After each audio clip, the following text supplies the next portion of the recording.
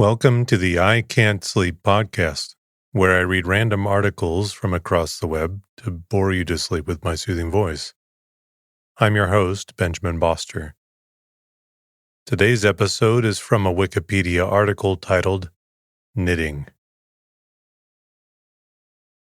Knitting is a method for production of textile fabrics by interlacing yarn loops with loops of the same or other yarns.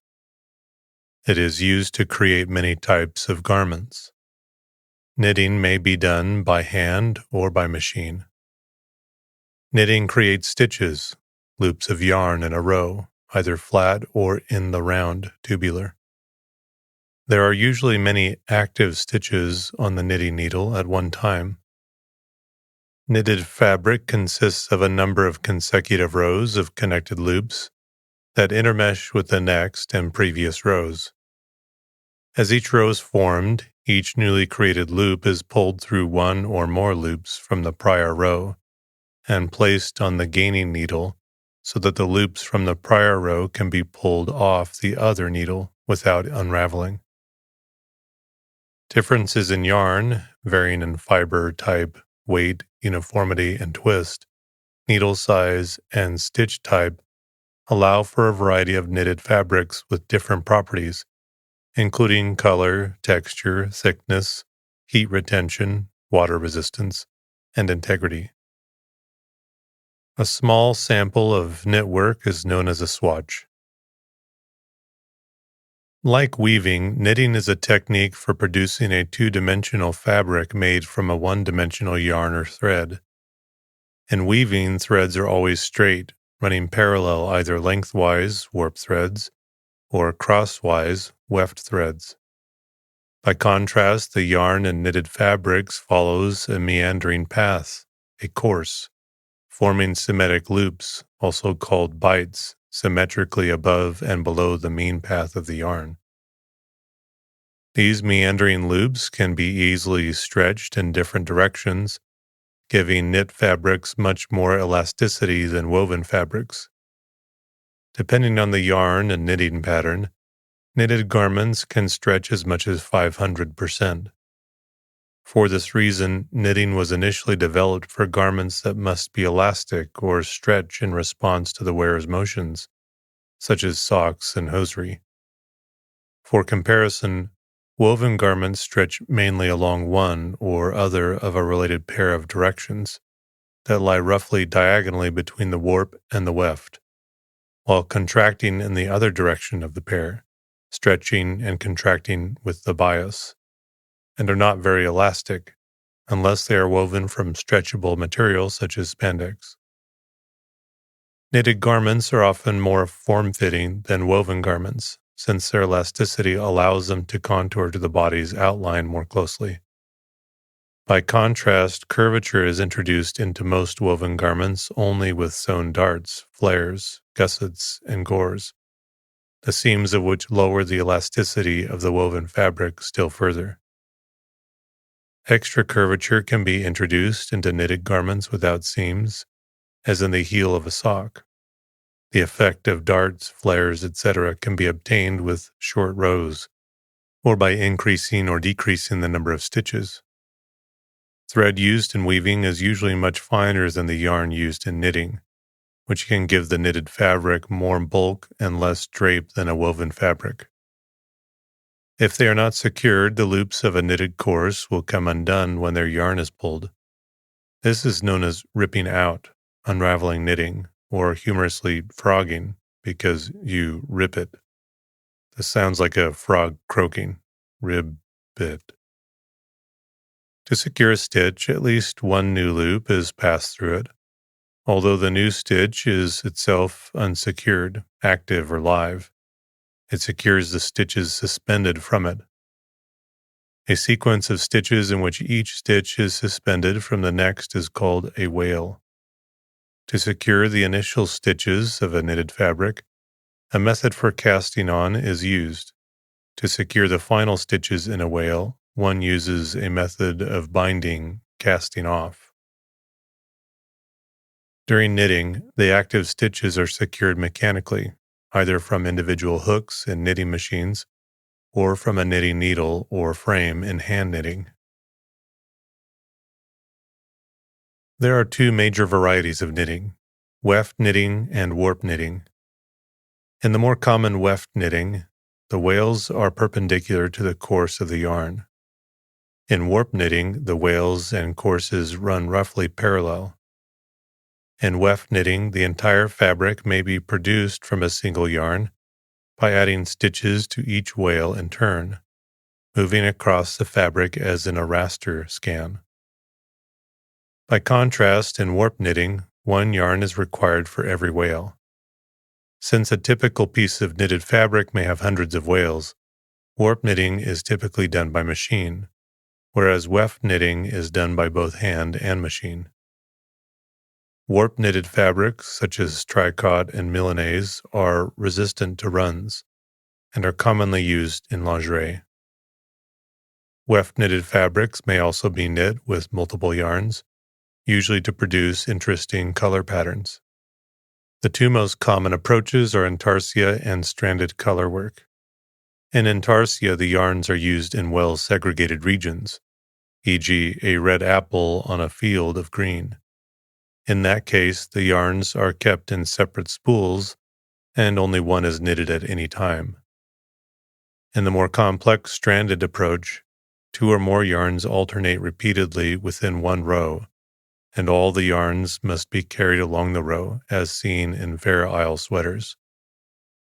Double knitting can produce two separate knitted fabrics simultaneously, e.g., two socks. However, the two fabrics are usually integrated into one, giving it great warmth and excellent drape. In securing the previous stitch in a wale, the next stitch can pass through the previous loop from either below or above. If the former, the stitch is denoted as a knit stitch or a plain stitch. If the latter, as a purl stitch. The two stitches are related in that a knit stitch seen from one side of the fabric appears as a purl stitch on the other side. The two types of stitches have a different visual effect. The knit stitches look like V's stacked vertically, whereas the purl stitches look like a wavy horizontal line across the fabric. Patterns and pictures can be created in knitted fabrics by using knit and purl stitches as pixels. However, such pixels are usually rectangular rather than square, depending on the gauge tension of the knitting. Individual stitches or rows of stitches may be made taller by drawing more yarn into the new loop, an elongated stitch, which is the basis for uneven knitting. A row of tall stitches may alternate with one or more rows of short stitches for an interesting visual effect. Short and tall stitches may also alternate with a row, forming a fish-like oval pattern. In the simplest of hand-knitted fabrics, every row of stitches are all knit or all purl. This creates a garter stitch fabric, alternating rows of all knit stitches and all purl stitches creates a stocking net, pattern stocking stitch. Vertical stripes, ribbing, are possible by having alternating wales of knit and purl stitches. For example, a common choice is 2x2 ribbing, in which 2 wales of knit stitches are followed by 2 wales of purl stitches, etc. Horizontal striping, welting, is also possible by alternating rows of knit and purl stitches. Checkerboard patterns, basket weave, are also possible, the smallest of which is known as seed or moss stitch. The stitches alternate between knit and purl in every wale and along every row. Fabrics in which each knitted row is followed by a purled row, such as in stockinette stocking stitch, have a tendency to curl. Top and bottom curl toward the front or knitted side, while the sides curl toward the back or purled side.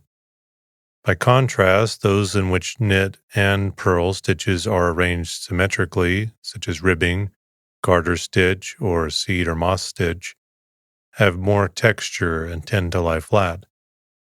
Wales of pearl stitches have a tendency to recede, whereas those of knit stitches tend to come forward, giving the fabric more stretchability. Thus, the pearl wales and ribbing tend to be invisible since the neighboring knit wales come forward. Conversely, rows of pearl stitches tend to form an embossed ridge relative to a row of knit stitches. This is the basis of shadow knitting, in which the appearance of a knitted fabric changes when viewed from different directions.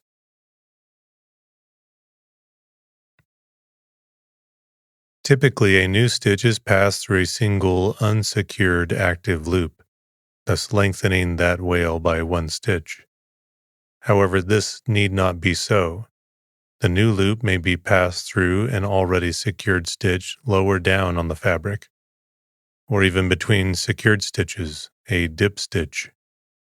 Depending on the distance between where the loop is drawn through the fabric and where it is knitted, dip stitches can produce a subtle stripling or long lines across the surface of the fabric, e.g. the lower leaves of a flower.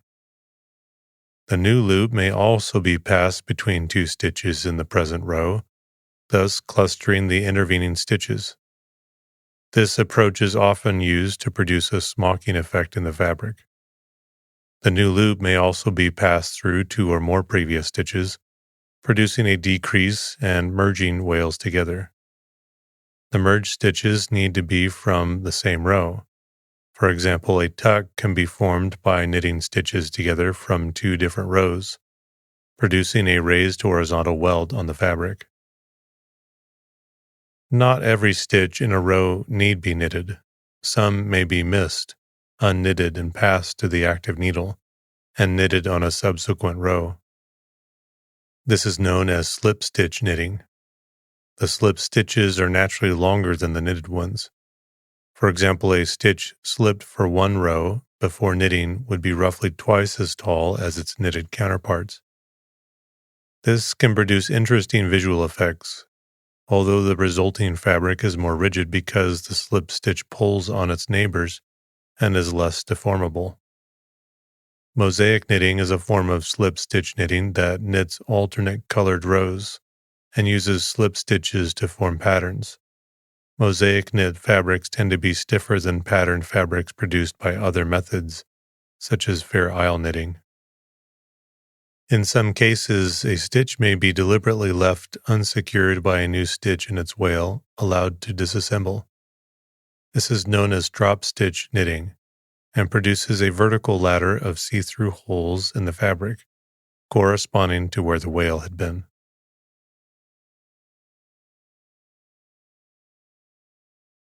While creating knitting by hand, usually two needles are used to hold the live stitches, while crochet uses a single hook, usually creating one stitch at a time, finishing one stitch before creating the next. Knitted fabric tends to be flexible and flowing, the stitches forming a shape that is similar to a V. Crochet fabric has a more structured feel, each stitch consisting of several loops entwined. Each textile has its own specialties and methods. Because of the different nature of each stitch, crochet fabric uses more yarn per stitch, is more structured, and is more flexible in the structures that can be created, not being restrained to create a stitch in the following stitch.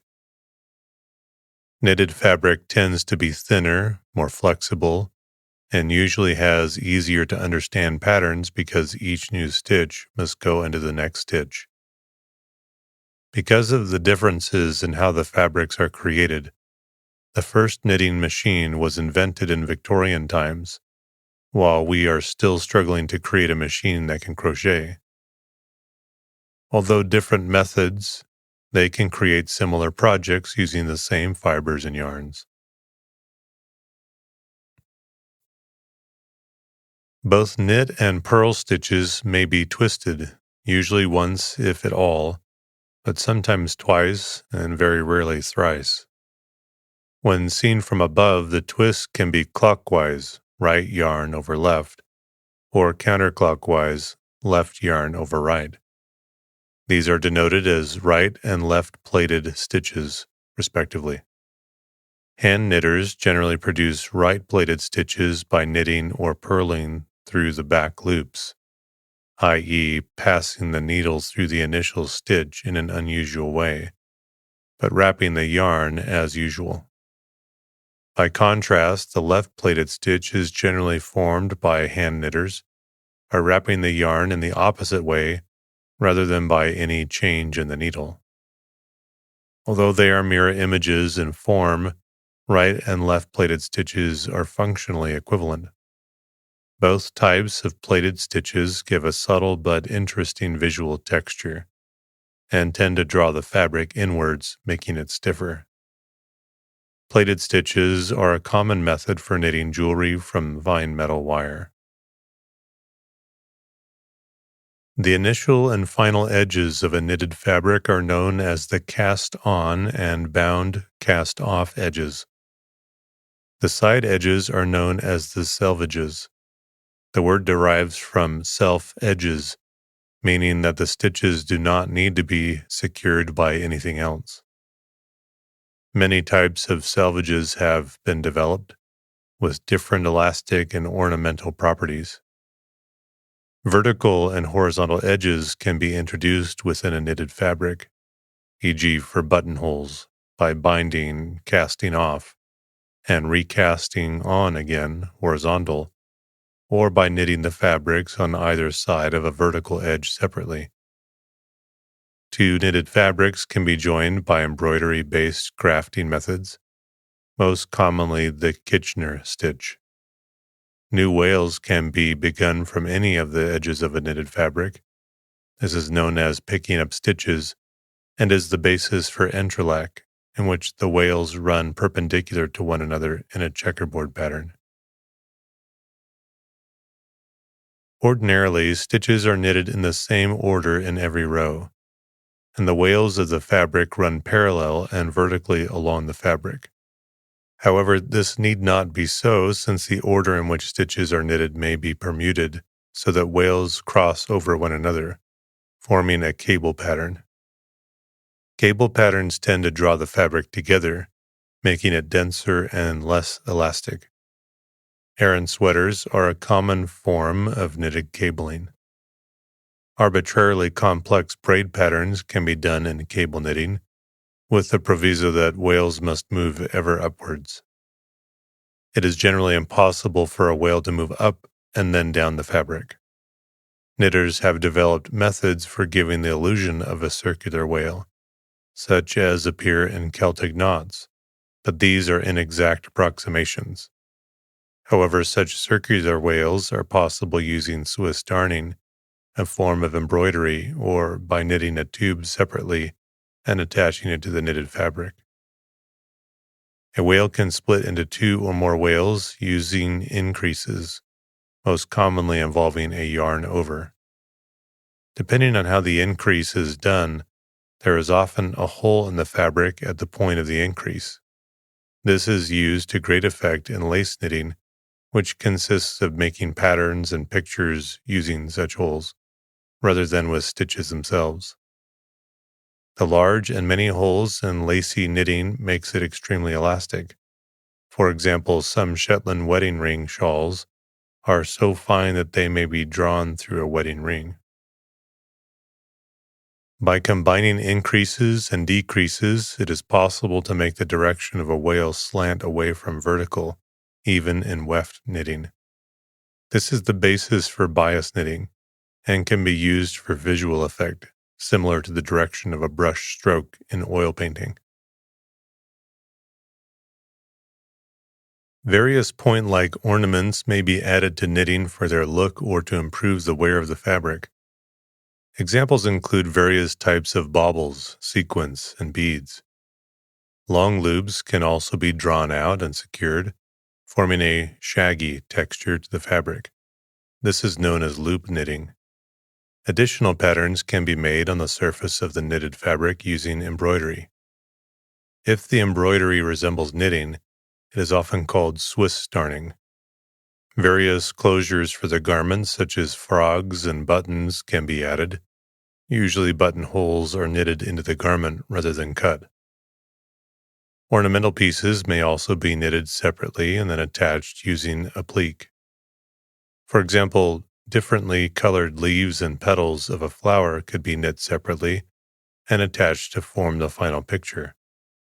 Separately knitted tubes can be applied to a knitted fabric to form complex Celtic knots and other patterns that would be difficult to knit. Unknitted yarns may be worked into knitted fabrics for warmth, as is done in tufting and weaving, also known as couching. The word is derived from knot, ultimately from the Old English knitten, to knot. The exact origins of knitting are unknown, the earliest known examples being cotton socks found in the remains of the city of Fustat, now part of Cairo. Nail binding, Danish literally binding with a needle, or needle binding, is a fabric creation technique predating both knitting and crochet. The first commercial knitting guilds appear in Western Europe in the early 15th century. The Guild of Saint Fiacre was founded in Paris in 1527, but the archives mention an organization, not necessarily a guild, of knitters from 1268. The occupation cap knitter describes Margaret Yeo of London in 1473. With the invention in 1589 of the stocking frame, an early form of knitting machine, knitting by hand, became a craft used by country people with easy access to fiber. Similar to quilting, spinning, and needlepoint, hand knitting became a leisure activity for the wealthy. English Roman Catholic priests and former Anglican Bishop Richard Rudd authored a history of the craft and a history of hand knitting, Batsford, 1987. His collection of books about knitting is now housed at the Winchester School of Art, University of Southampton. The topology of a knitted fabric is relatively complex. Unlike woven fabrics where strands usually run straight horizontally and vertically, yarn that has been knitted follows a looped path along its row, in which the loops of one row have all been pulled through the loops of the row below it. Because there is no single straight line of yarn anywhere in the pattern, a knitted piece of fabric can stretch in all directions. This elasticity is all but unavailable in woven fabrics, which only stretch along the bias. Many modern stretchy garments, even as they rely on elastic synthetic materials for some stretch, also achieve at least some of their stretch through knitted patterns. The basic knitted fabric has a definite right side and wrong side. On the right side, the visible portions of the loops are the verticals connecting two rows, which are arranged in a grid of V shapes. On the wrong side, the ends of the loops are visible, both the tops and bottoms, creating a much more bumpy texture, sometimes called reverse stockinette. Despite being the wrong side, reverse stockinette is frequently used as a pattern in its own right. Because the yarn holding rows together is all in the front, and the yarn holding side-by-side stitches together is all in the back, stockinette fabric has a strong tendency to curl toward the front on the top and bottom, and toward the back on the left and right side. Stitches can be worked from either side, and various patterns are created by mixing regular knit stitches with the wrong side stitches, known as purl stitches, either in columns, ribbing, rows, garter welting, and more complex patterns. Each fabric has different properties. A garter stitch has much more vertical stretch, while ribbing stretches much more horizontally. Because of their front-back symmetry, these two fabrics have little curl, making them popular as edging, even when their stretch properties are not desired. Different combinations of knit and purl stitches, along with more advanced techniques, generate fabrics of considerably variable consistency, from gauzy to very dense, from highly stretchy to relatively stiff, from flat to tightly curled, and so on. The most common texture for a knitted garment is that generated by the flat stockinette stitch. I've seen, though very small, in machine-made stockings and t-shirts, which is worked in the round as nothing but knit stitches, and worked flat as alternating rows of knit and purl. Other simple textures can be made with nothing but knit and purl stitches, including garter stitch, ribbing, and moss and seed stitches. Adding a slip stitch where a loop is passed from one needle to the other allows for a wide range of textures, including heel and linen stitches, as well as a number of more complicated patterns. Some more advanced knitting techniques create a surprising variety of complex textures. Combining certain increases, which can create small eyelet holes in the resulting fabric, with assorted decreases is key to creating knitted lace, a very open fabric resembling needle or bobbin lace. Open vertical stripes can be created using the drop stitch knitting technique.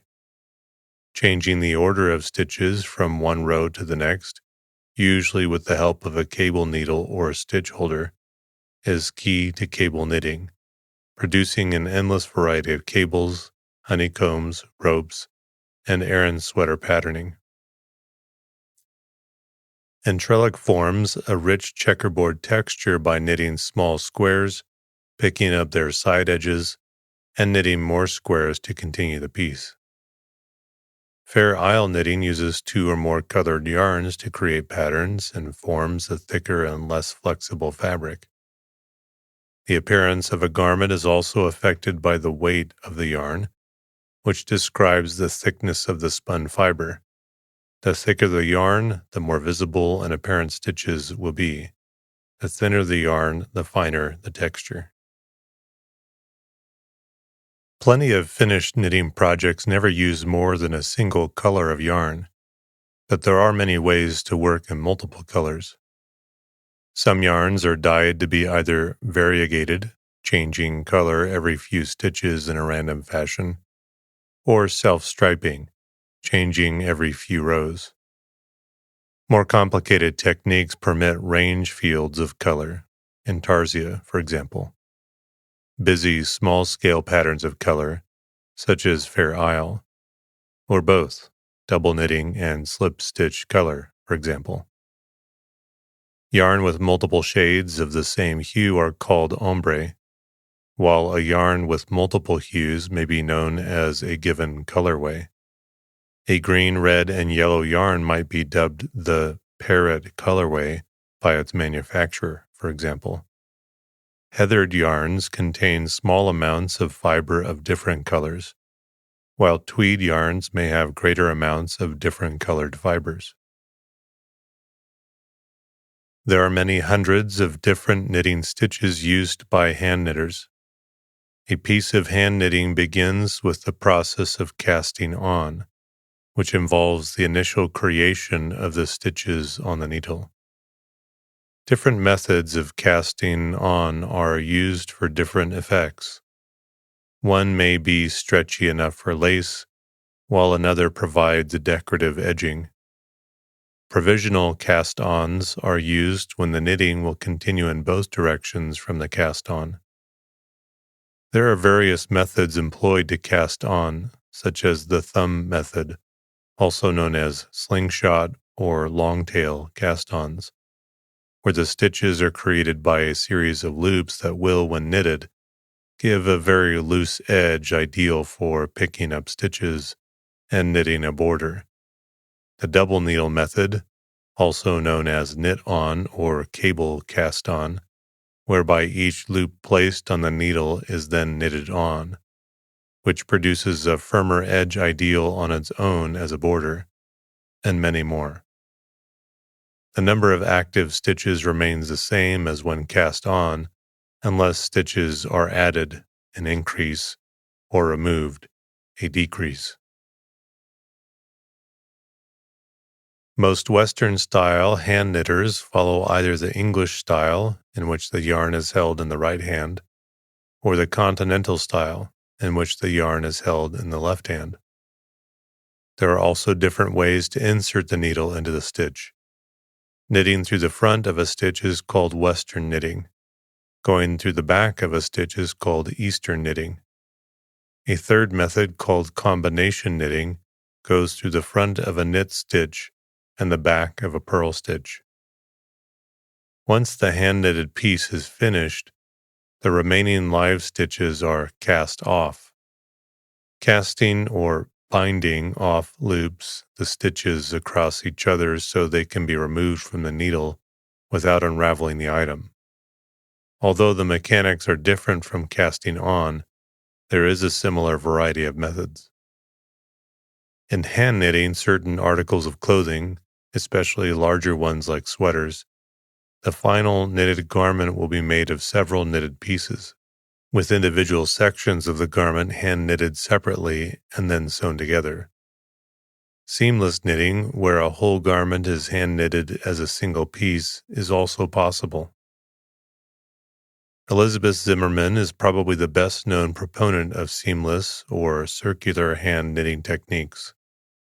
Smaller items such as socks and hats are usually knit in one piece on double-pointed needles or circular needles.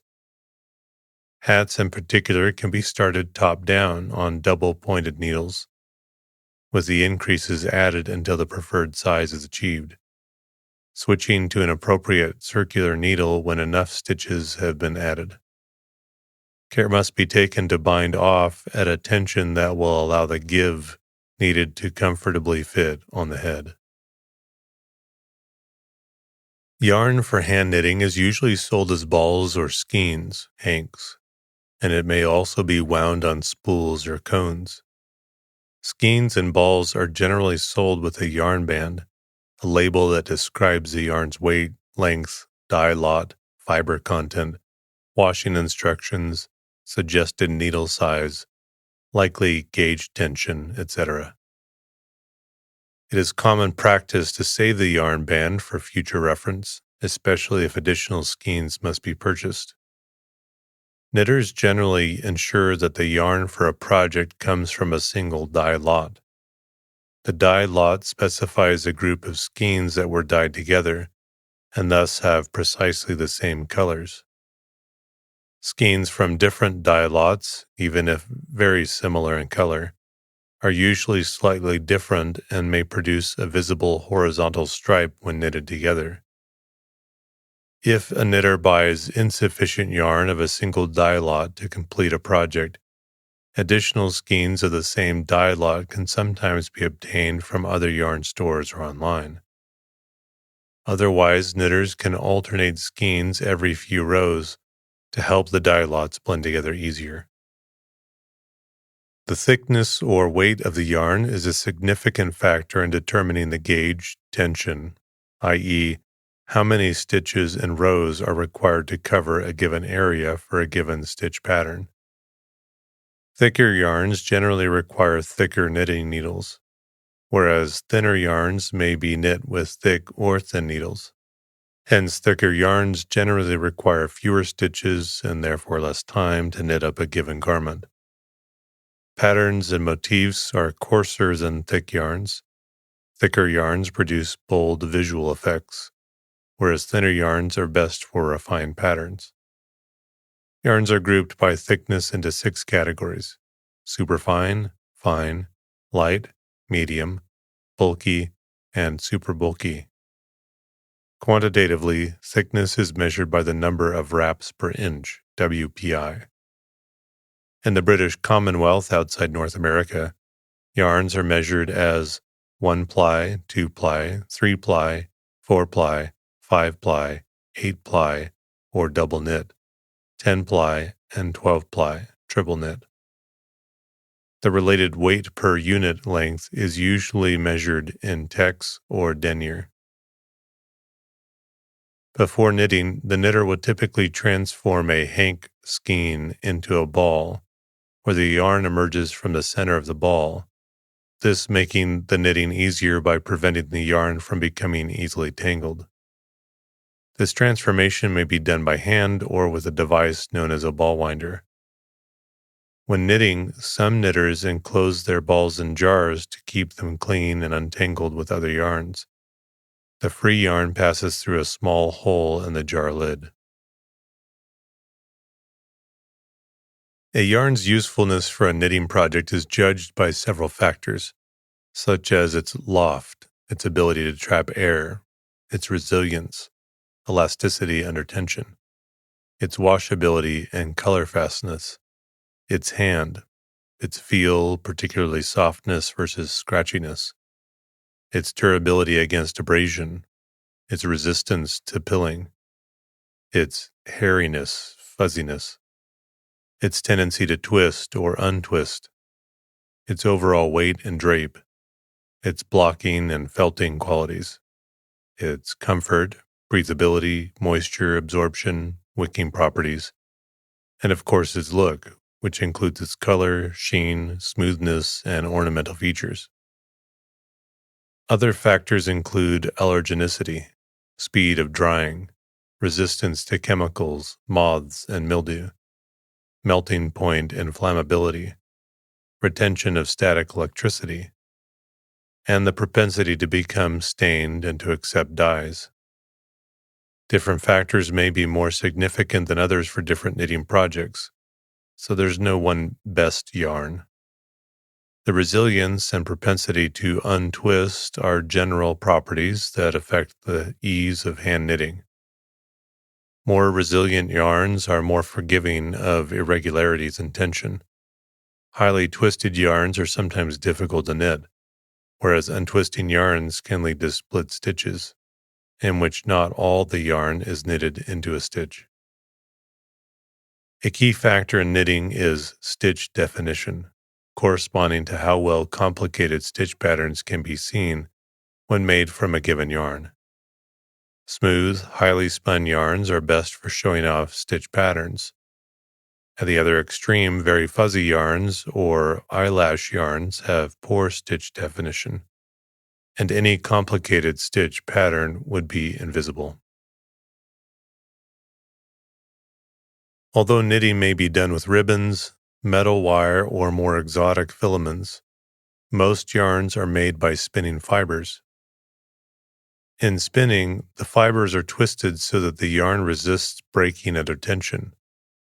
The twisting may be done in either direction, resulting in a Z-twist or S-twist yarn. If the fibers are first aligned by combining them, the yarn is smoother and called a worsted. By contrast, if the fibers are carded but not combed, the yarn is fuzzier and called woolen spun. The fibers making up a yarn may be continuous filament fibers, such as silk and many synthetics, or they may be staples, fibers of an average length, typically a few inches. Naturally, filament fibers are sometimes cut up into staples before spinning. The strength of the spun yarn against breaking is determined by the amount of twist, the length of the fibers, and the thickness of the yarn. In general, yarns become stronger with more twist, also called wurst. Longer fibers and thicker yarns, more fibers.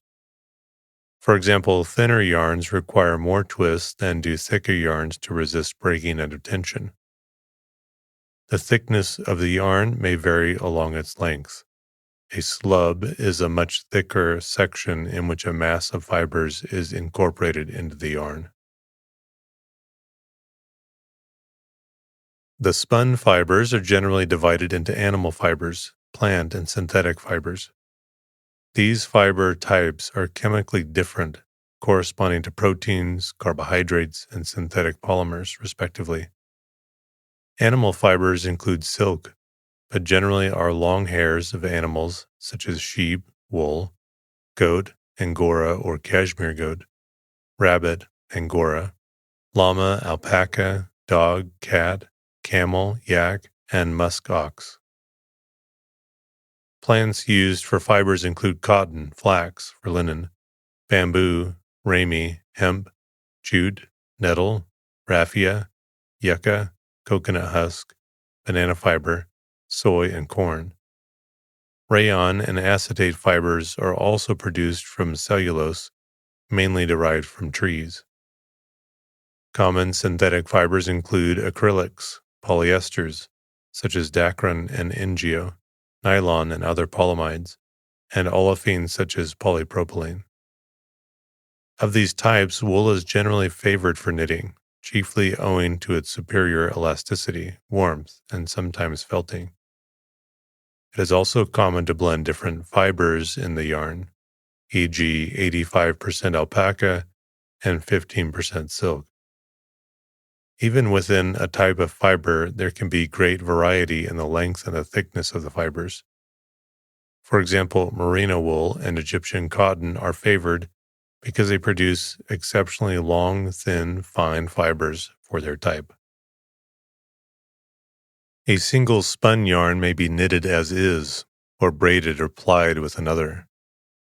In plying, two or more yarns are spun together, almost always in the opposite sense from which they were spun individually. For example, two Z-twist yarns are usually plied with an S-twist. The opposing twist relieves some of the yarn's tendency to curl up and produces a thicker, balanced yarn. Plied yarns may themselves be plied together, producing cabled yarns or multi-stranded yarns. Sometimes the yarns being plied are fed at different rates, so that one yarn loops around the other, as in boucle. The single yarns may be dyed separately before plying, or afterwards to give the yarn a uniform look. The dyeing of yarns is a complex art that has a long history. However, yarns need not be dyed. They may be dyed just one color, or a great variety of colors. Dyeing may be done industrially by hand or even hand-painted onto the yarn. A great variety of synthetic dyes have been developed since the synthesis of indigo dye in the mid-19th century. However, natural dyes are also possible, although they are generally less brilliant. The color scheme of a yarn is sometimes called its colorway. Variegated yarns can produce interesting visual effects, such as diagonal stripes. Conversely, a variegated yarn may obscure a detailed knitting design, such as a cable or lace pattern.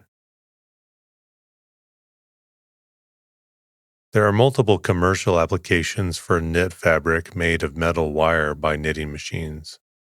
Steel wire of various sizes may be used for electric and magnetic shielding due to its conductivity. Stainless steel may be used in a coffee press for its rust resistance. Metal wire can also be used as jewelry. Knitted glass combines knitting, lost wax casting, mold making, and kiln casting. The process involves 1. Knitting with wax strands, 2. Surrounding the knitted wax piece with a heat-tolerant refractory material, 3. Removing the wax by melting it out, thus creating a mold, 4. Placing the mold in a kiln where lead crystal glass melts into the mold, 5. After the mold cools, the mold material is removed to reveal the knitted glass piece. The process of knitting has 3 basic tasks. 1. The active unsecured stitches must be held so they don't drop. 2. These stitches must be released sometime after they are secured. 3. New bites of yarn must be passed through the fabric, usually through the active stitches, thus securing them. In very simple cases, knitting can be done without tools, using only the fingers to do these tasks. However, knitting is usually carried out using tools such as knitting needles, knitting machines, or rigid frames. Depending on their size and shape, the rigid frames are called stocking frames, knitting boards, knitting rings, also called knitting looms, or knitting spools, also known as knitting nobbies, knitting nancies, or corkers. There is also a technique called nuking of knitting with a crochet hook that has a cord attached to the end to hold the stitches while they were being worked. Other tools are used to prepare yarn for knitting, to measure and design knitted garments, or to make knitting easier or more comfortable. There are three basic types of knitting needles, also called knitting pins. The first and most common type consists of two slender, straight sticks tapered to a point at one end, and with a knob at the other end to prevent stitches from slipping off. Such needles are usually 10 to 16 inches long, but due to the compressibility of knitting fabrics, may be used to knit pieces significantly wider. The most important property of needles is their diameter, which ranges from 2 to 25 millimeters.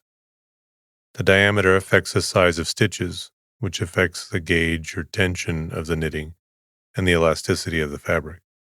Thus, a simple way to change gauge or tension is to use different needles, which is the basis of uneven knitting.